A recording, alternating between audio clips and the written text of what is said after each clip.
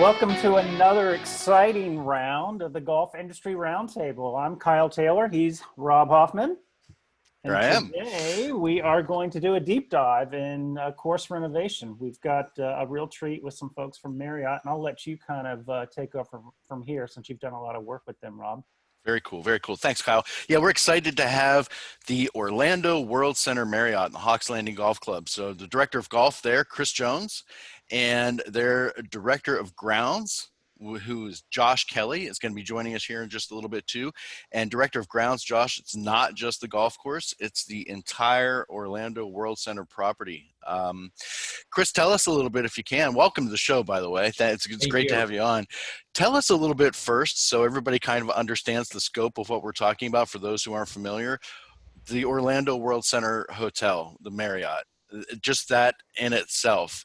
Talk a little bit about the size of this property and where it kind of ranks in Marriott in the Americas, because it's not just an ordinary Marriott hotel. Yeah, absolutely. Well, first, thanks for having me. And the Orlando World Center Marriott's a very special property. Obviously, within Marriott, all the brands that we have, but specifically the Marriott brand. The World Center is the largest hotel that we do have under the brand. We have 2,010 rooms here on site. The campus makes up about 220 acres total.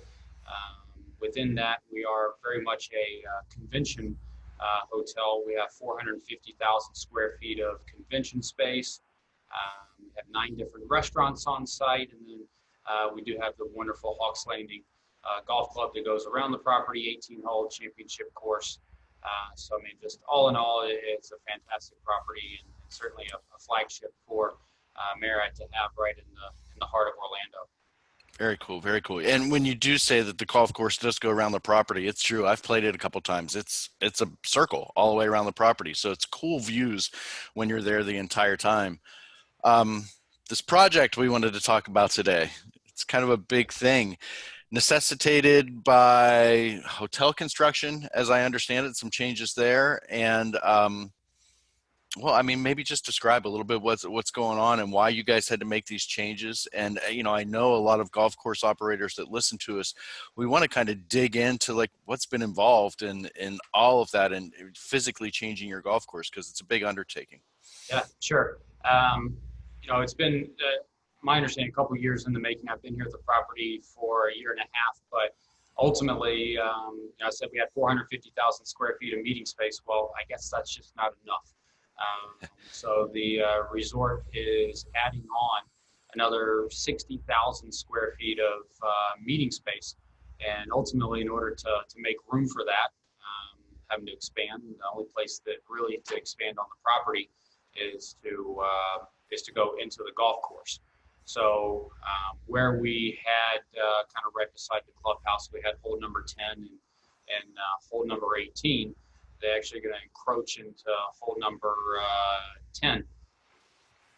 And so with that being said, it impacted the golf course totally. So we do have to come in with a redesign and different layout to accommodate these changes.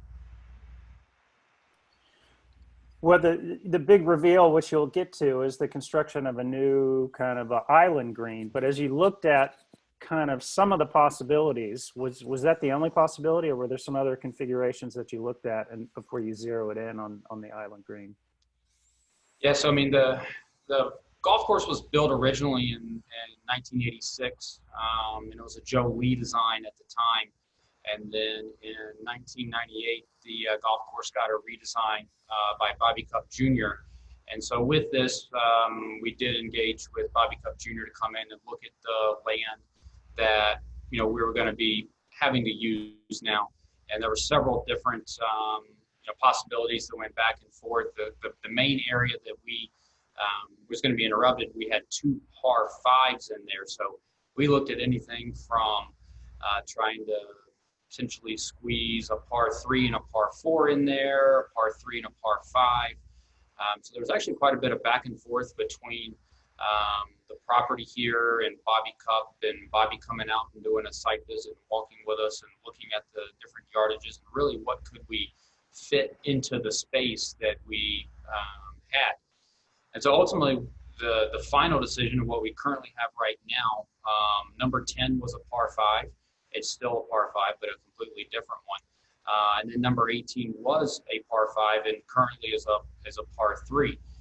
And so when we looked at it, we said, okay, finishing on a par 3 is not what you would consider traditional in golf.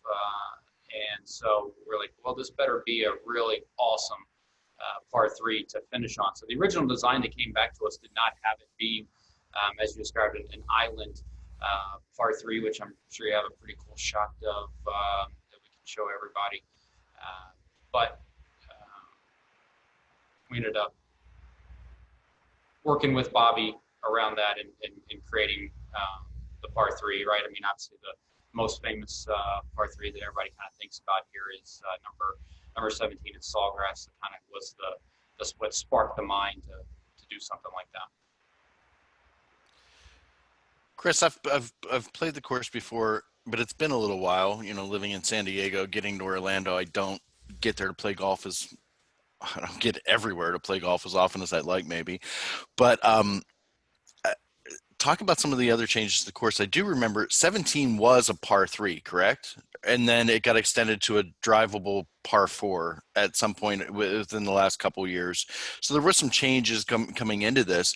When you changed the course from a par 5 18th to a par 3 18th, what did you just reduce par on the course, or did you extend somewhere else on the course? What other changes maybe went on to accommodate this change? Yeah, well, in a second here, so Josh has joined me, so I'll allow him to talk about the change that you just talked about, number 17 being a par 3, then going to a par 4. But in general, we looked at every opportunity that we had on the golf course to try and lengthen a hole to get another par or to do something different. But just the way that the property lays out, we were unfortunately landlocked there to where we didn't have the opportunity to do anything else with the golf course. So we ultimately just went from a par 72 down to a par 70. But I'll swivel here, and Josh can elaborate a little bit more on the change that we had on number 17, because he was kind of here during that time frame. Mr. Kelley, how are you? I'm doing well, thank you. Good. So yeah, prior to this, just kind of continuing to what Chris was talking about, it wasn't too many years ago. Maybe you can talk about that. The 17th hole got extended from 3 to 4, short drivable par 4. Were you guys par 71 prior to that change? Is that what happened? Correct. We were par 71 at the time. That was 2 summers ago. We made that change, and it was a par 3, 220 yards or so from the very back tee over water to a very narrow left to right green. So it was very not receptive and very challenging for guests. So we had a little bit of land behind the last tee box that we were able to cut down some trees, build 2 more tee boxes, push that back tee all the way to 275 yards, and create a little more landing area in front of the green, which allowed us to make it in essence, a drivable par 4, or for the average golfer, a shot to land in the approach and have a good chip at the green. We didn't do any changes to the green complex, so the green is still pretty hard to hit and is not very receptive for a par 4. If you're going for it in 1, but it's a pretty fun hole. In my mind, it's an easy par, but almost an impossible birdie, just because it's so hard to hit that green. So where before it was almost always a bogey for the average golfer. Yeah, or double. Yeah. so anyway, Josh, when you guys are undertaking changes like this, I mean, I know that you can address them better than I can, so I maybe don't even know how to ask the question the right way. When we talk to a lot, I work with a lot of golf course operators, as does Kyle. I know that a number of them that are listening to us right now go through the challenges of being forced, basically, like you guys were in this case, because of changes to the property, to make changes to your golf course.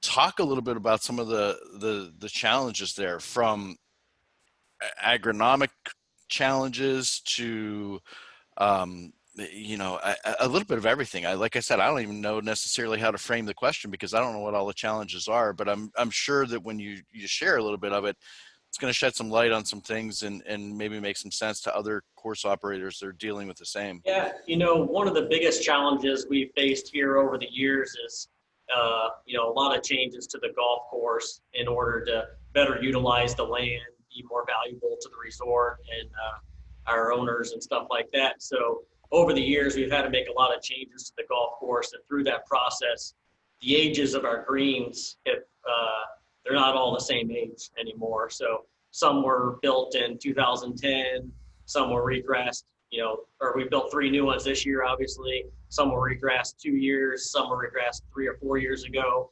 So agronomically, it becomes challenging to maintain greens that are of different ages, different, slightly changes in the turf type from the mutation or how things just change over time. Although all the grass is the same on all the holes, things just change over time through mutation or environmental situations. So that's probably the biggest challenge we're facing currently and will continue to face. It's just how things have developed over the years. Very cool. Now, I know you got a variety of grasses in use. Why the mix and how's it spread out around the track, and talk about the challenge of the tower, limiting sunlight and whatnot. Yeah, so the 3 new holes, the greens are diamond zoysia, which is the same as all the other golf holes on the greens. But we made the change to put in tip grand collars and approaches. The decision with that, couple reasonings for that is it's a darker green Bermuda grass, so we think it'll show well next to the more of a lime green diamond zoysia color. It's also a grass that you can mow a little bit tighter than the traditional 419 or other varieties that are out there. So it'll lend itself to, the average resort guest being able to either try to putt it up onto the green if necessary or hit a chip to the greens. And then other than that, we put in celebration fairways and celebration tee tops on the new holes. And the majority of our tee tops on the golf course are celebration Bermuda. And that variety of grass is just one that recovers a little quicker than other varieties that are available out there. So that's why we made that choice. And then as far as the rough on the 3 new holes, we used 419 Bermuda grass, which is one that's been around for a long time. And the majority of the rest of the golf course is 419. But it lends itself to a little bit denser, thicker rough where the celebration Bermuda grasses and things like that can kind of get leggy and more stemmy where the ball just sits right down in the soil and it's hard to find the ball or hard to hit out of. So the 419 is more of a traditional lie rough for Florida. I know that when you guys make physical changes, because I have to deal with it on the scorecard end of things for a lot of our clients, at Gallus, what's the involvement from the USGA? I know you've done it before, so how's it different now in a COVID world than what it was before? And, of course, it's making a change. Is there, what's the process for them to make sure that gets handled? Yeah, so obviously with changing the par and everything, the slope and the rating is going to change. So the way that they're handling it right now, so the Florida State Golf Association reached out to them, and ultimately they indicated that they're not coming out to the golf courses right now to rate them. So what we did was we sent the FSGA the drawings from Bobby Cup Jr., the new yardages. So the drawings showed out where the hazards were, where bunkers, it had the square footage of the greens on them, obviously all your distances. And so ultimately they re-rated the golf course based on the drawings that we provided to them. So it's kind of interesting that they were able to do that. I don't know if we covered this or not, but just, we'll throw up some stats here on the course. What is the new total yardage tips to green, and how long is it playing now? So it's right at 6,300 from the tips. Okay.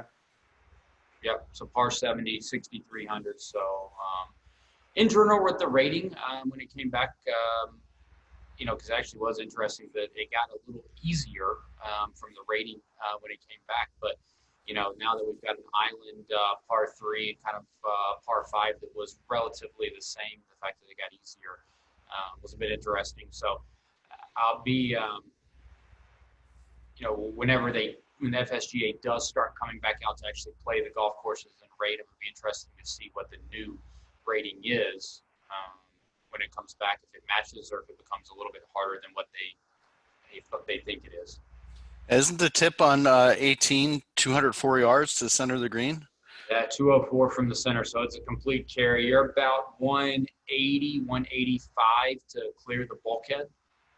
So it's not a bunted par 3. It's not an easy hole to get to. Did you make it because it's an island green? Is it bigger than the average green on the golf course to accommodate that a little bit, or what are you? In general, for the greens that we have on the golf course themselves, it actually is a little bit bigger than those. But in comparison to the 3 new greens that were, brand new that were just built, it's about the same size. It's about 6,400 square feet. So, when you walk on it, it feels like a really big green, and when you're up close to it, but at 204, it looks pretty. Yeah, pretty nothing's big at 204 yards to the average golfer. Well, I mean, if you don't want to take that on, you can come up. There's a tee box that's right at 80 yards. So I don't know, but I'm a man. I've got to play the back tees. So yes, I am afraid that is what we're going to encounter. Is that, yeah. You might have a soda pop or two out there on the course, and you get to the 18th green, and you're like, I gotta take it on from the back. Yeah. Well, as long as Scuba Steve is hanging out there around the island, you guys will be stocked up on waterlogged golf balls, so that'll be good. Yeah. Absolutely. Well, and Josh was kind of talking about it a little bit, that we have the Diamond Zoysia greens on the course, which is something very unique for the Central Florida area and other golf courses. So I'd like to have Josh just kind of talk about the process that we went through and why we actually even have Diamond Zoysia on our greens. Yeah, well, please do, Josh. I mean, I know that, most everybody in your area is Bermuda greens, correct? That is correct. Kind of the backstory of why we have Diamond Zoysia greens is when I started here in 2013, they had historically struggled with a handful of greens, primarily because of shade issues from the towers of the hotel, which is understandable. So did a bunch of research, and we looked at moving some greens to areas that, would have a little more sunlight, did some studies with light meters and things of that nature to try to identify where we could move them. But ultimately, we kind of figured, we're not going to be able to move greens to a spot that's going to have the optimal sunlight for Bermuda grass. And we would have went with tip eagle Bermuda grass because that's kind of the standard that Marriott prefers, and it's, tried and true.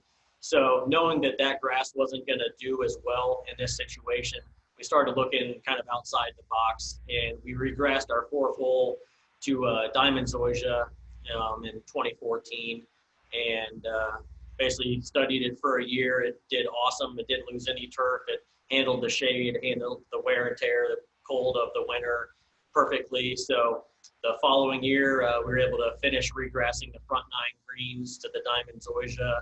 And then 1 year after that, we did the back 9 greens. So all the greens were done, in a matter of a couple of years to the Diamond Zoysia. And for us, it's been an absolute home run.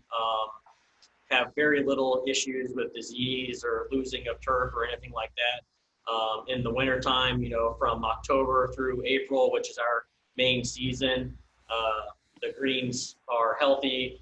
Their green speed is really good, depending on how much cold weather we're getting, whether we're getting frost in the mornings or not. We've had winters where they're rolling 13 day in and day out without any effort from us from trying to double cut or roll. And then more in the typical warmer winter, they're 10 and a half to 11 and a half without any effort. So that's perfect for us as a resort. It's also a really good grass because it's very durable, very little ball marks. It's hard to get ball marks on it. So that's nice for the putting surface, hardly any grain. So that's the one thing that we get a lot of feedback from is even when they're rolling a little bit slower than we would like, people kind of tend to think that it's rolling a pretty good pace because there is no grain. When they hit it online, it goes exactly where they want it to go. You talk about no ball marks. I mean, I think that would be huge for a lot of courses. Are the greens, when they're not marking, are they still just as receptive to holding? They are. You'll see kind of maybe like a little bit of more of a dent than, getting that tuft of grass that comes up with a ball mark. So we Right. still, of course, try to repair any ball marks that we may find, and we roll pretty much every other day, if not every day, especially in the busy season. So the greens stay smooth from that. And, it's just about providing that perfect playing surface every day for the guests. Nice. What was the total project timeline? How long was the course out of playing commission? And I know the public kind of opening, if you will, is Thursday the 17th. I'm looking forward to getting out there on the preview on Wednesday. But take us through the timeline. How long was the project? So the total project was it 4.5 months for?